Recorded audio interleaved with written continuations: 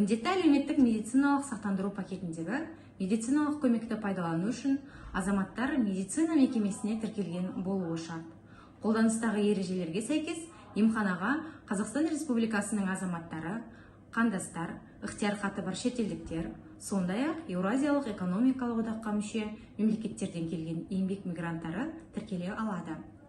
Еңбек мигранттары тіркелу барысында мынадай мәселелерді ескеруі қажет.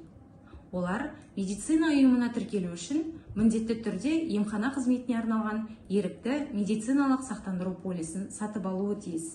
Содан соң еңбек мигранты немесе онымен келісімшарт бекіткен сақтандыру компаниясы өкілі емханаға тікелей барып, тіркеу туралы өтініш жазады.